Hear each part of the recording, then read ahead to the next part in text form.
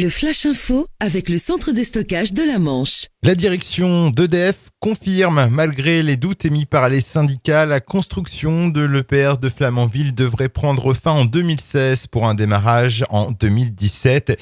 Et cette année, l'activité va donc se concentrer sur les montages électriques et mécaniques, principalement dans l'îlot nucléaire et dans le bâtiment réacteur, avec la finalisation des montages du circuit primaire.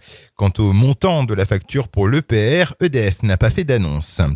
Attention, si vous avez rendez-vous chez le médecin aujourd'hui, l'Union régionale des médecins libéraux de Basse-Normandie et tous les syndicats médicaux annoncent la fermeture des cabinets de la région ce jeudi 29 janvier.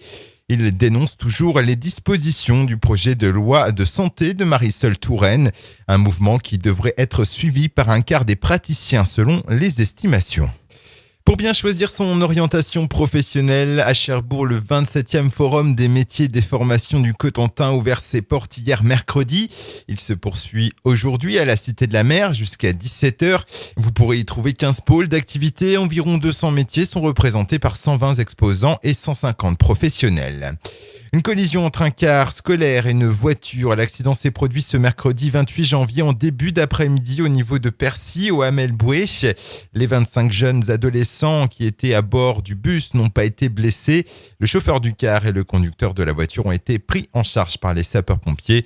Blessés légers, ils ont été évacués vers le centre hospitalier mémorial de Saint-Lô.